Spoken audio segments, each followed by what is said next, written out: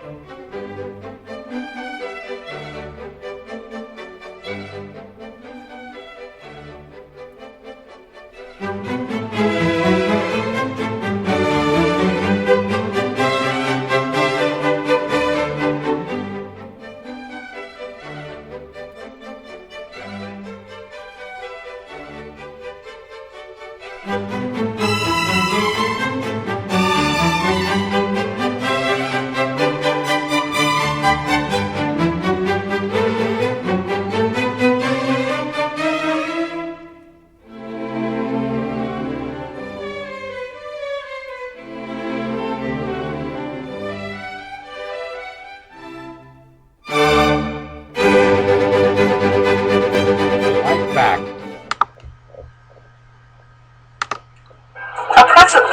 million Americans use illegal drugs. Learn from recovering alcoholic and now substance abuse counselor what you need to know about prevention, treatment, and becoming sober. Next on Living Smart.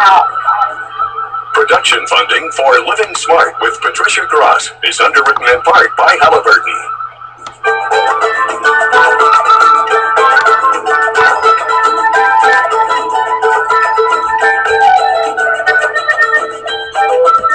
Hello, it's Patricia Gross. Welcome to Living Smart, the show designed to help you get the most out of life. Today's guest, substance abuse counselor Eliza Duncan, will share her own story as a recovering alcoholic and what you need to know about addiction.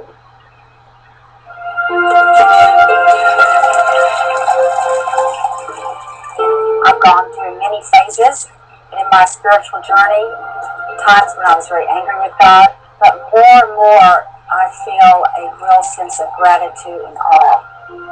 Eliza Duncan has a lot for which to be grateful after overcoming two powerful addictions. My story begins in my early mid-20s. I had two babies, a 3-year-old and a 1-year-old. I had been married 5 years.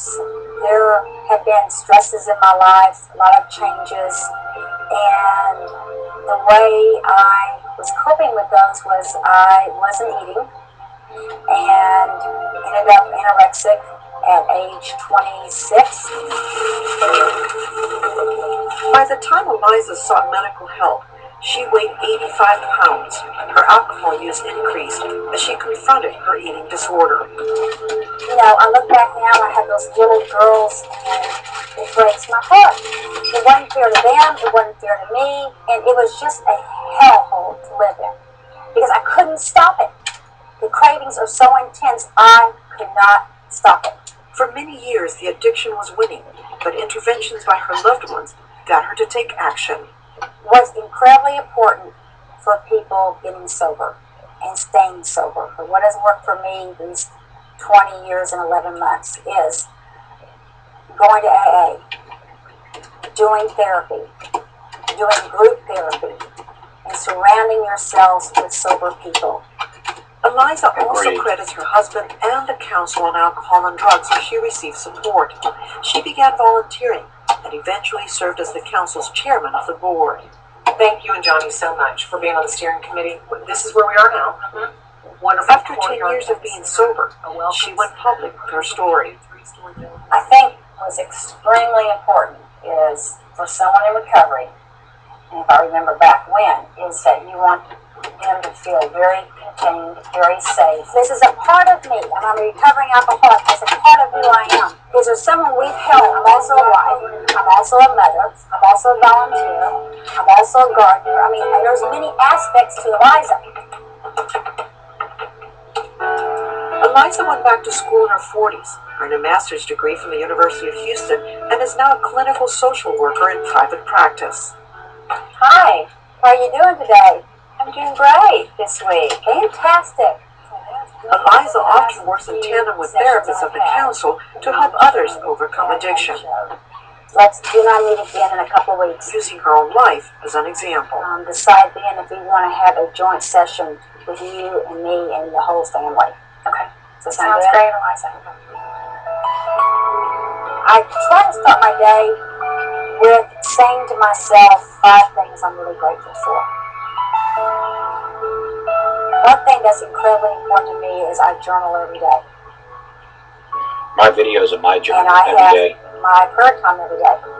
How you doing, my friend? The weekends are with family and friends, and I really do spend a whole lot of time in my garden.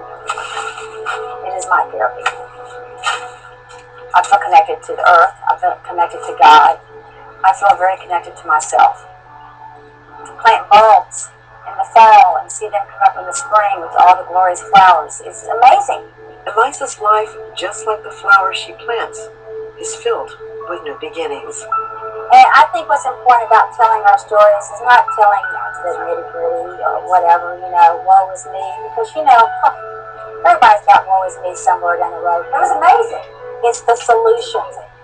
It's what you did to transcend your life, to make your life better, to make other people's lives around you better.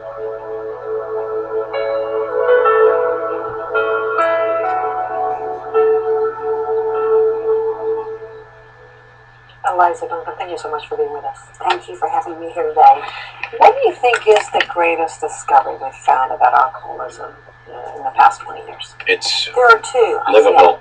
One is that alcoholism is a disease that expresses itself behaviorally. It has a biological component. The second is that there is a genetic, hereditary gene that gets passed down from generation to generation. My children have a 7 times greater chance of becoming an alcoholic than someone who doesn't have a parent or a family member who has the disease of alcoholism. What's interesting is, in studies they've done on children who are adopted, if a child is biological parents do not have the disease of alcoholism, and they are adopted into a family where there is alcoholism, they don't have a higher probability of becoming alcoholic. So that shows the strong correlation of genes in this disease. Very interesting. What do you think are the consequences of alcoholism in our society? Oh, there are many. They say that nicotine is the greatest, most addictive one of all the drugs. I'd say alcohol causes the most societal problems there are, by far. 20 million Americans at some point in their life will have a substance use disorder. 1 out of 5 hospital ICU admissions are as a result of alcohol abuse or alcoholism. There are many, many other factors where it affects our society. There are 10.5 million alcoholics in the United States today. Underage drinking, there are 10 million youth that drink on a regular basis. 7 million of those binge drink on a regular basis. Today, there's a difference between what we serve and drink than 50 years ago. Share with me a little bit about that. And what is in a drink? That's a very good question. The following drinks I'm going to tell you about all have the same amount of alcohol in them. A 4-ounce glass of wine is 1 serving. A 10-ounce wine cooler. A 12-ounce beer. 1 ounce of 100 proof liquor. 1 1/4 ounces of 80 proof liquor. Those all have the exact same amount of alcohol. It was interesting, and I brought 2 wine glasses from home to show. In the 1940s, 1950s, the wine glasses were very small, as you can see. That is a 4-ounce serving in the small wine glass. In the large wine glass, that is a typical glass of today. And in that wine glass, depending on how it's served, it is at least 2 to 3 times more today. So 1 drink has 3 times the amount of alcohol as in 1 serving. So you're getting 3 drinks in 1 today in a glass of wine. You're getting a lot more. And you talked a little bit about binge drinking. What is binge drinking exactly? Binge drinking is drinking a whole lot of alcohol in a short amount of time. So it's the equation between the amount you drink and the time you drink. For a man, if you drink 5 drinks in a row, 1 time, in a 2-week period, that is binge drinking. For a woman, 4 drinks in a row, 1 time, in a 2-week period is binge drinking. Wow. And binge drinking can lead to all kinds of problems. And I feel can lead to addiction down the road. I was going to ask you, is alcohol addictive for everybody? Not for everybody. There are many people out there who can drink, who can drink socially. And by socially, I mean have 1 or 2 drinks a couple times a week. No big deal. They can leave half of a glass of wine there or half of a drink. No big deal. For those people, there's no problem. But the issue here is a Russian roulette game. It's a disease. And the more alcohol you drink, the higher the probability you have of getting a problem. So we don't know. No one's immune. So how does a person become addicted? I guess it depends on the person. It depends on the person. If it's a genetic predisposition to the disease, if a person is drinking to cover up uncomfortable feelings, if a person begins drinking before the age of 15, they have a 4 times greater chance of becoming an alcoholic than someone who starts drinking after 21. Interesting. If a person drinks, for a man, 2 drinks a day, for a woman, 1 drink a day, they're setting themselves up. Because you don't know what point, this is a mood-altering drug. It changes the chemistry of your brain. So you don't know at what point the effect you're getting from the alcohol, you're going to start needing more and start building a tolerance. Yeah, and why is it so dangerous? Why is drinking so dangerous? Oh, well, the effects of it, it's, for one, for your health, it can destroy your liver, it can cause permanent brain damage, it can lead to heart disease, cancer, it can lead to strokes, it can cause, well, over half of the fatal accidents in the United States are alcohol related. Over half of the violent deaths in the United States are alcohol related. It's a mean drug. It's a very mean drug. What do you feel drives addiction? Shame. Really, shame. Shame. Shame is pervasive. Shame is the feeling that I am bad, I am not worthy, I don't have anything to offer. And what happens with the disease of alcoholism is you begin drinking for pleasure. Okay? And then you build on that if someone has a potential problem or has a problem, and you start this cycle of where it's creating pain for you. To me, alcohol means pain. It symbolizes pain.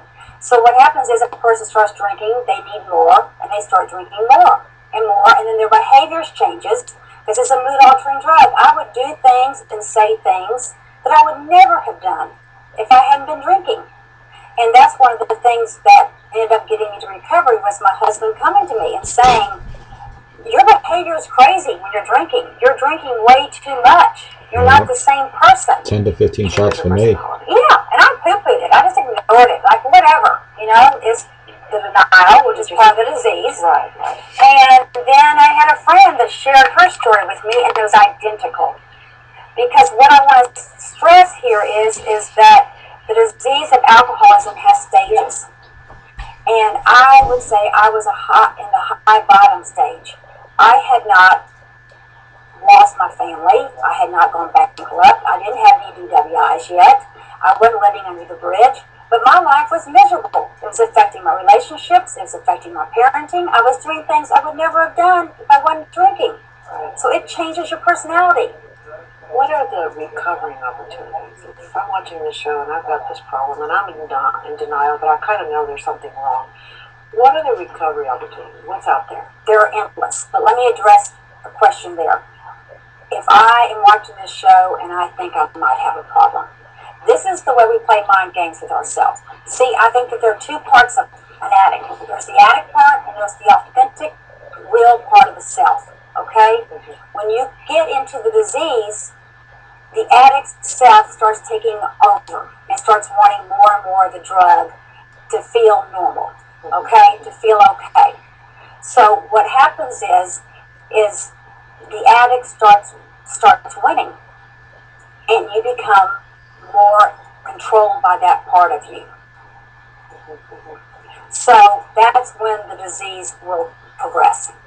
Okay. How do you, as a therapist, help your clients who have an addiction to alcohol? Educate, educate, educate. I help them see the mind games they're playing. Like, well, I only drink wine, or I only drink on weekends, or I only drink when I'm feeling down. So I help them start coming out of denial. I help them start seeing, well, what are the consequences to my drinking right now? What is the pain that is being caused in my life? So education is huge. I groups, 12-step meetings, AA is superb. It's the longest, most successful program going. Why does AA work so well, do you think? There's a saying in AA that recovery happens over the coffee pot. And what that means is there's connection. When a person is in the disease of alcoholism, they isolate, they are alone, they aren't connected to their friends, they aren't connected to their family. All that matters to them is that drug, that alcohol, getting that drink. So when you walk into the doors of AA, you have the connection that you're so starved for, that you want. And so people talk over the coffee pot. People open their arms to you. People understand the horrific time of your life you've been in and the hell that you've lived in inside.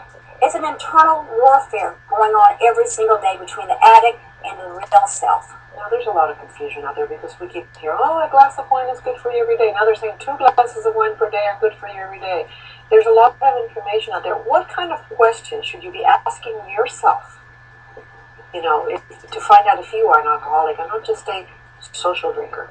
Well, first of all, let me clarify. Studies have come out as recently as last week that grape juice has the same properties in it that help your heart as wine without the alcohol. Okay? All right, so let me just clarify that first. Okay. And then what was the next thing you asked? What kind of questions do you need to ask yourself? Okay, ask yourself. Yeah. Is this interfering with my life? Okay. Is this interfering with my relationships? Am I having cravings? I got up in the morning and I had a craving from the time I got up until 5 o'clock when I had that drink. I would not let myself drink before 5 o'clock because I'm not going to be an alcoholic. That's the game I play with myself. But then at 5 o'clock, I started drinking. Now, alcoholics tend to have codependence around them. Mm-hmm. What is a codependent and how do they help you continue to be an alcoholic? A codependent is another term, could be an enabler. A codependent is someone who gives up their life for you. Their life centers around you. Whatever you do, whatever the addict is doing, the codependent is controlled by them. So in essence, the alcohol is controlling everybody. Mm-hmm. And you lose yourself. You lose your goals. You lose what you're here for, what you want to be doing. Everything is given up to protect the addict, to make excuses, to argue. Everything is around the addict. And so many times, the person who is in a relationship with an alcoholic will end up worse off than the alcoholic. Yeah, and you have to get help for it as well. Absolutely. There is help for people. Al-Anon is fantastic for people. For people who have, and sometimes they say start yourself before the addict will get help. At least you're getting help. Absolutely. And once you change, the addict may change. Absolutely. Problem. But go to Al-Anon. Go to open AA meetings. Get a better understanding about the alcoholic. The disease. Absolutely. I went to the council myself years ago to start educating myself because I was wrestling with the fear. Oh my God, what if? What if you're an alcoholic? Yeah. But you're still alive. But I'm still alive, and it was not a detriment for me. That's right. Now, what factors do you think in American life contribute to the growth of alcoholism? Over 100 million Americans drink on a regular basis. It is cultural. It is embedded in our culture. Everything is around alcohol. I go to the checkout counter at the grocery store now, and it's wine and food magazines, or wine this. It's just part of our culture. People don't understand that alcohol is a drug, that is a mind-altering drug that changes the chemistry of your brain. And people don't get that. And I think that also our society is very fast-paced. Everything's bigger and grander. An average wine glass now is 3 times the size of 1950s. An average cookie is 8 times bigger than in 1970. Okay, so everything's bigger and grander. We live in a very, very genetic society. People don't know how to relax. That's true. Families are all over the world. Tell me about They it. lose that connection. Dr. Bruce Perry has said that chimpanzees are our closest living relatives, and that chimpanzees require a community of 50 chimps to live in. We're the same. We need extended family, extended friends. That's why AA works, because you walk in those rooms and you have an immediate family, an immediate connection with people who understand and care. You feel a love. You feel a love. You feel love. Because I've been in a couple of meetings. What is the relation between alcoholism and depression? Well, initially people, when someone comes in to get sober, they don't realize they don't know if it's primary or secondary. In my case, it was primary. The depression was there before the drinking, and so I was self-medicating with the alcohol, trying to deal with the depression. But alcohol is a depressant. It's an Right. So it makes you even more depressed. Yeah.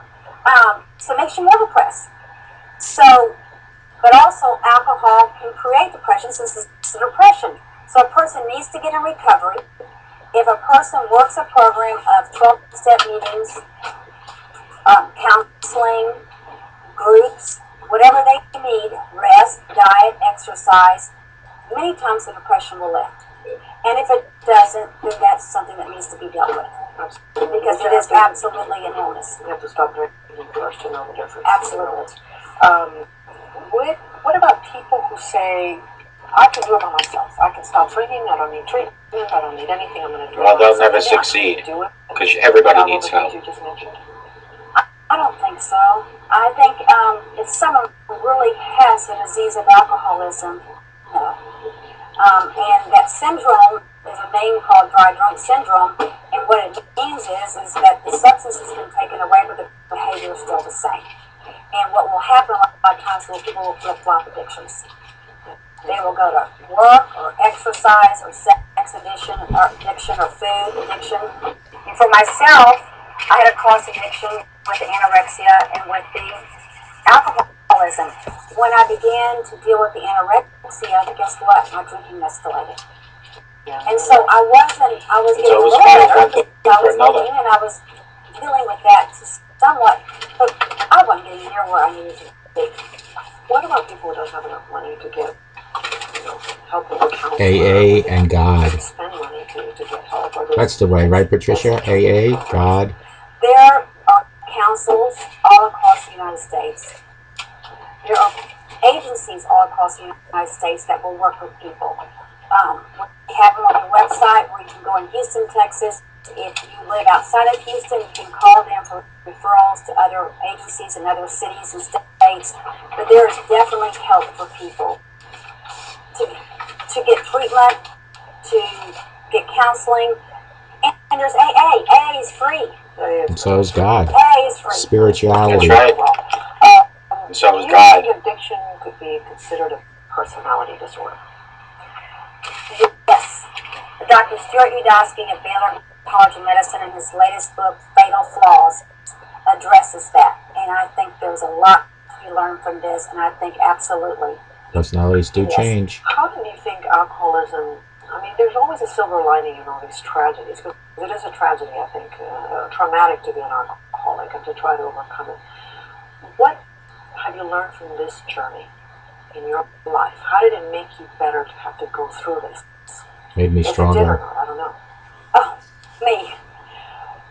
When I saw the clip that y'all did beforehand, I'm sitting there watching myself, and I'm sitting there thinking back 21 years now of sobriety. And I see myself working in my yard. I was so intimidated by even planting one little 3-inch pot. I mean, I lived in fear. I was terrified of that I couldn't do anything right.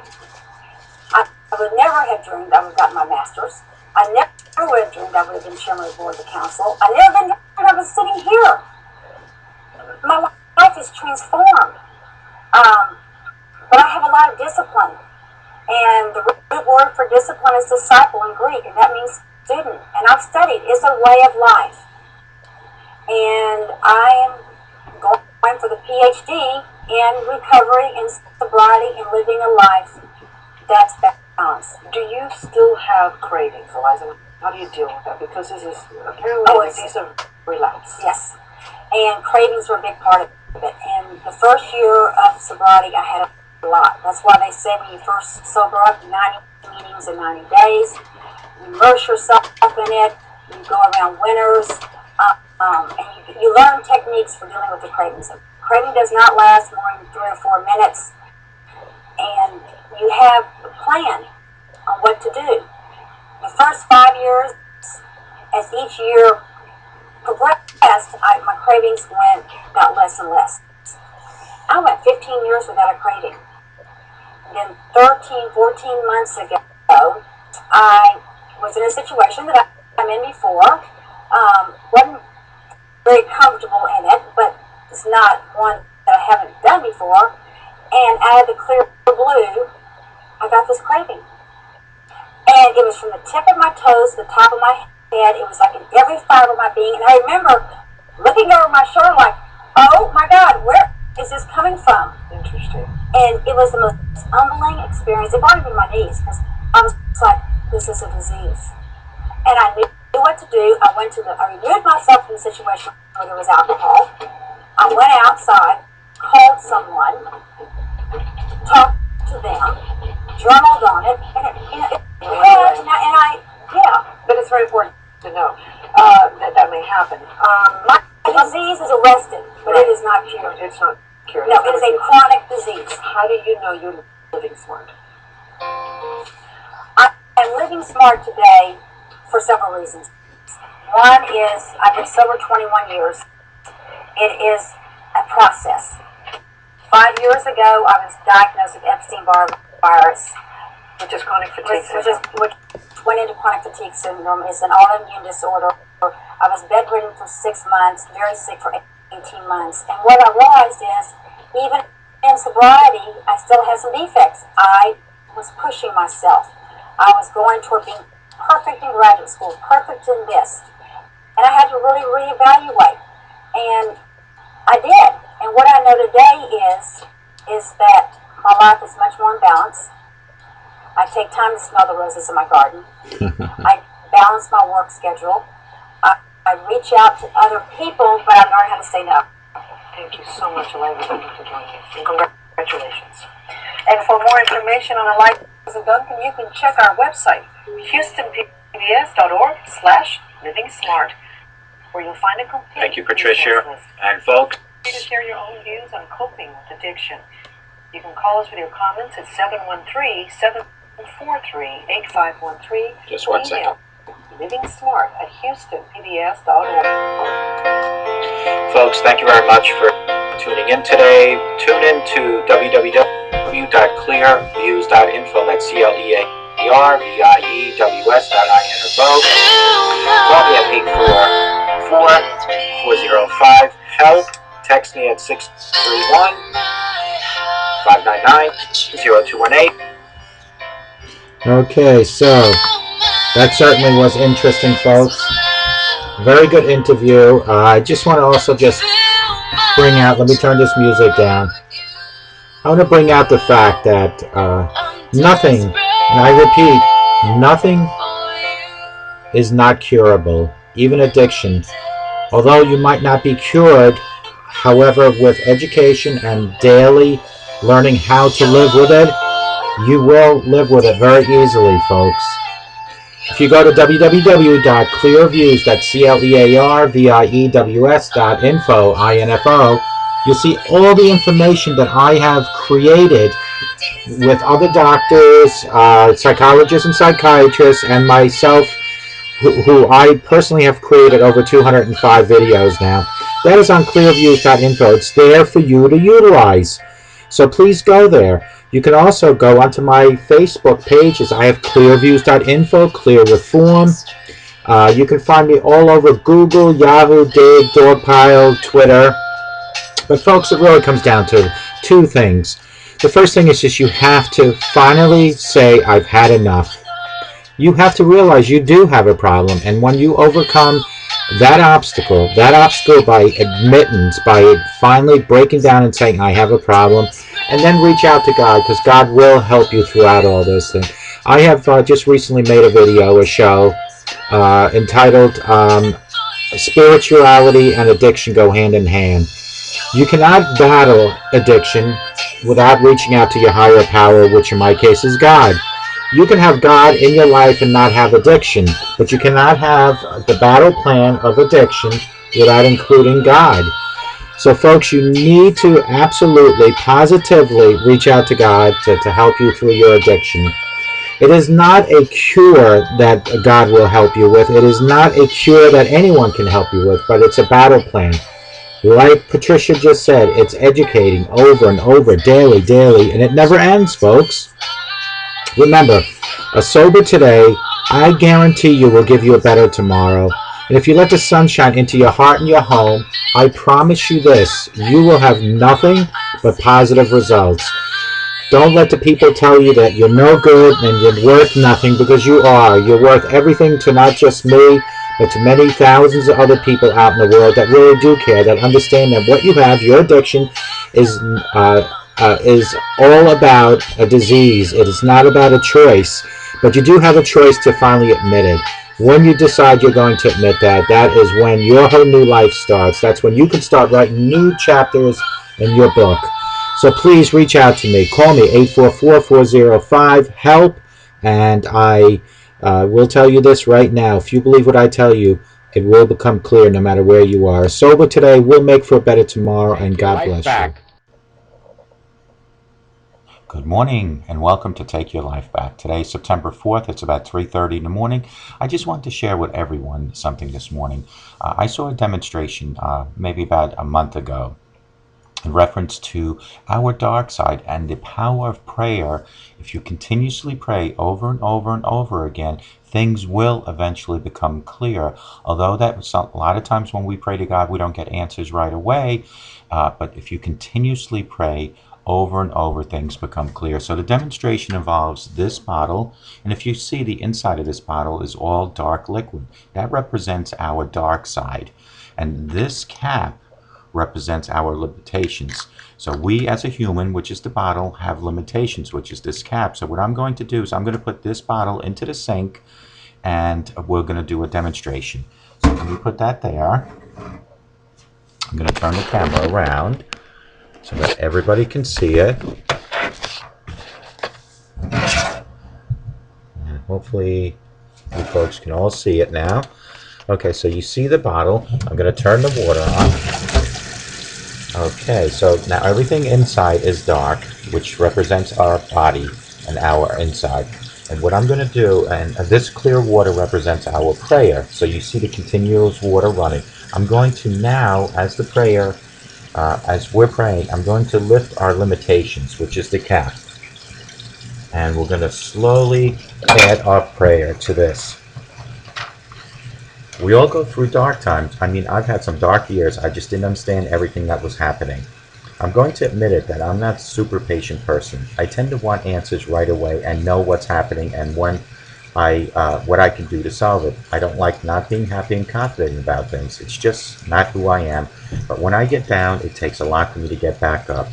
If we pray for a sign, which is this, the water is prayer, but just give up because we feel like God's already heard our prayer and He knows what we need, but He hasn't answered. It's kind of like when we were kids in the toy store and we kept asking our mom and dad for toys, but we never got any results.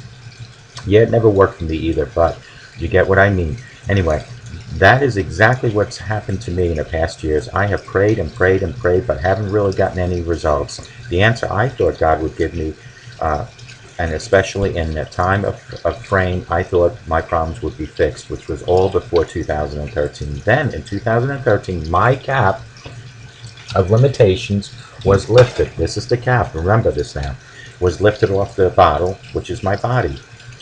Here is where I will just show you how that worked for me.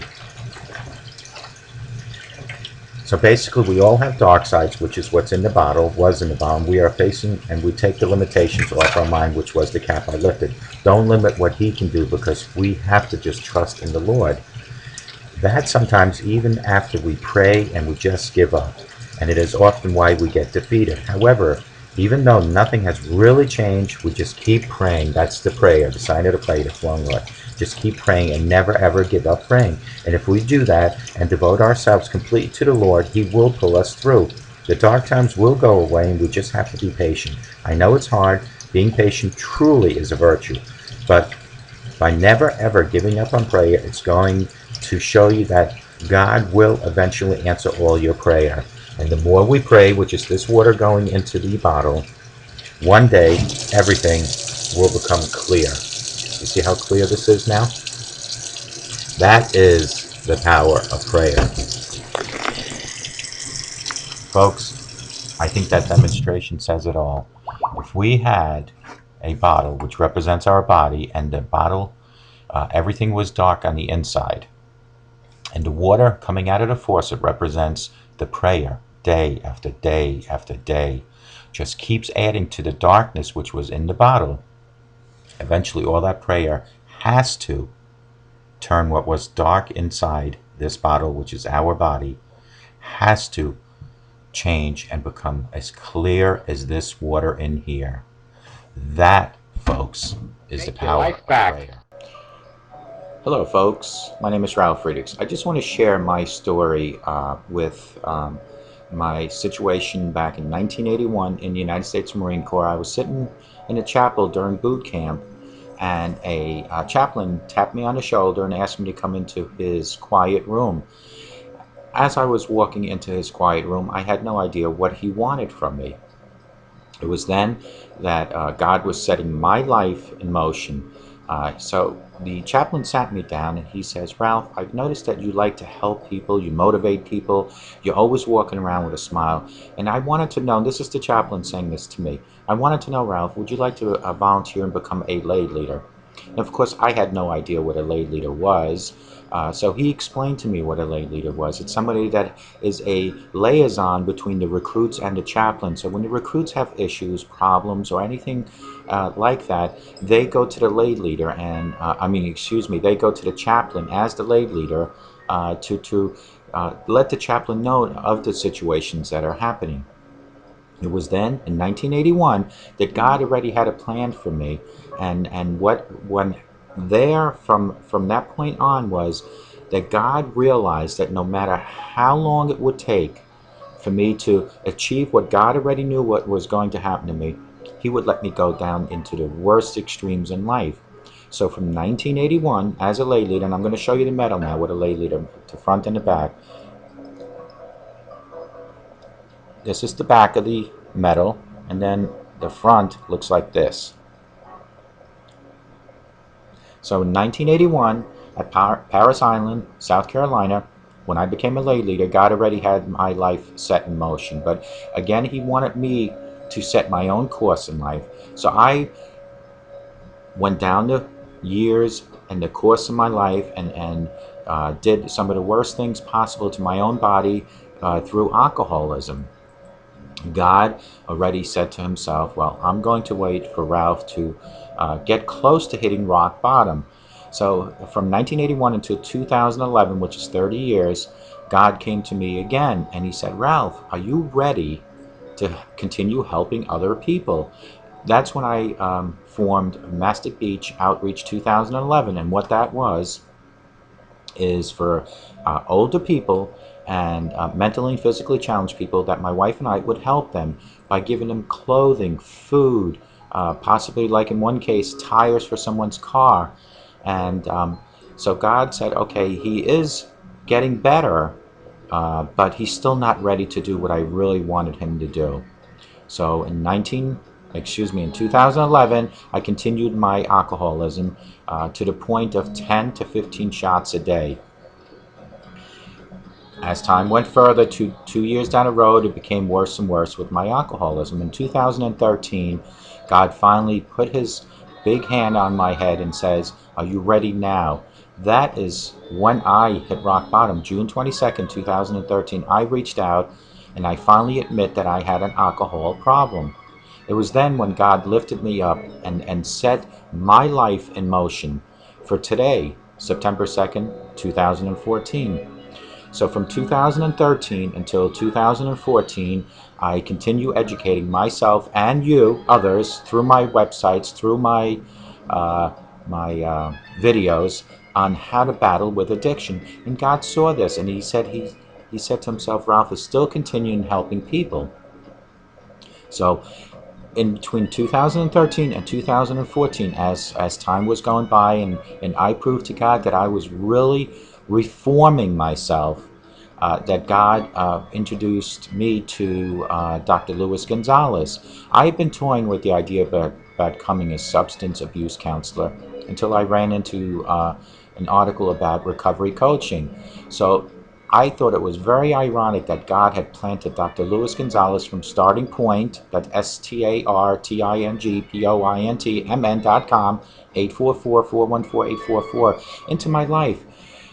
Dr. Luis Gonzalez gave me the educational programming to turn me into a recovery coach. So while I was training for Dr. Luis Gonzalez to become a recovery coach, And today, my father comes from South Carolina to visit, and we're looking at my shrine, which my wife calls a shrine, which is all my Marine Corps ribbons and medals. And my father asked me, Ralph, what is this medal for? What is this particular medal for? And I then said to myself, here's where it all came together. I finally realized what that medal stood for and how it influenced me in my life. It was back in 1981 that God knew already that I would eventually, towards the middle or 60% of my life, be out to help other people, to continuously help people, to motivate people, to coach people. So it was from 1981 to 2011 that I ran my life to the ragged ends, to the pit of the worst. And then from 2011 to 2013, even worse than that. And then June 22nd, 2013, finally helped myself up with the grace of God. And in 2014 became an addiction recovery coach. And all that epiphany came to me due to my father asking me what this stood for. This particular silver medal. When he asked me that, it all finally came together, that God had bigger and better plans for me. And this is what I'm telling you, folks. There is a plan for you. No matter what the plan might be, you don't know what it is, but there is a plan for you. It's just a matter of you figuring it out. So why don't you let me help take your life back? Thank you. God bless you, and have a sober day. Take your life back.